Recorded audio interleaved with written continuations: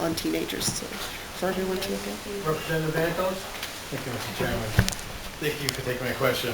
You're welcome. Would you believe that anyone within this committee or on the House floor, no matter what law passes to make something legal or illegal, it will still be used by a person's choice, whether it's legal or not? Do you think that if this was to be decriminalized, that things would change? I do believe things would change. Because of my experiences as a teacher in Franklin and working with teenagers, I get the big debate, the big question all the time about, well, it should be decriminalized. In fact, that's one of the things that we do in class as a debate. You break up the class and they make an argument. One side is for and one side is against. I do honestly believe that things would change, and I think they would change greatly, because the image that marijuana is a misdemeanor versus marijuana is an offense or a violation are two drastically different things in a teenager's mind because of the way that they think and that they process.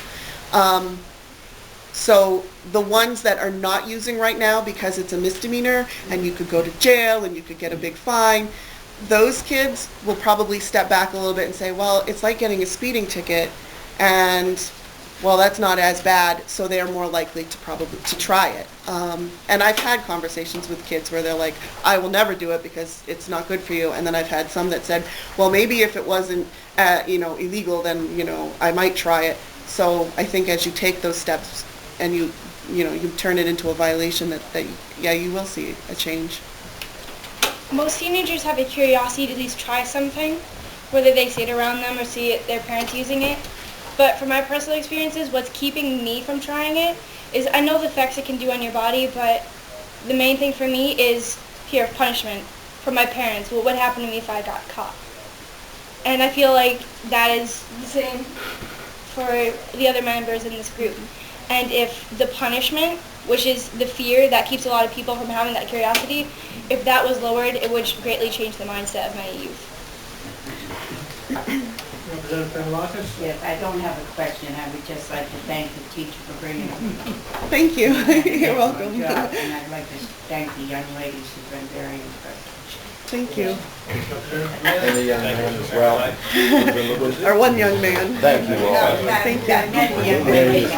His name was Rocky. Good job. Actually, I have a question for the young lady. You made a comment that you're fearful of what your parents might say or do. Is that fear greater than the fear of the law? You fear the law more than you fear your parents? I have a follow-up. For the teacher. Yes. Now, let's say that one of the children behind you made the choice to partake, and they were caught. Should they have the opportunity to go on to college? My understanding with the way that the financial aid works is that if you are caught in possession, the drug and alcohol component to that is that it allows for the kids to go through treatment before they are then able to go ahead and process the applications and get financial aid. And if they had a subsequent incident and they were banned from seeking financial assistance to go to college, they would then basically destroy the rest of their life by not being able to seek the education that they were initially trying to find. Is that the case? According to my understanding of the financial aid regulations, that is what they have in place.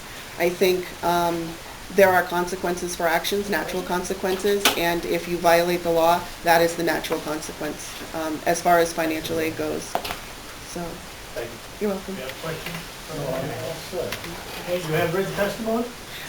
We have some. May I just add something? Yes, you have a comment? A lot of people may think that we are just kids and we don't really know what we're talking about, but this is what we have to grow up in. 2 of us are Tilton Police Explorers, and we do what officers do, and it's very hard when we have kids saying, oh, can you hold my pot, can you hold my cigarette? We have to grow up in this environment, all of us, and this soon, 20 years down the road, we're going to be. This is what our generation is. We need to make a living.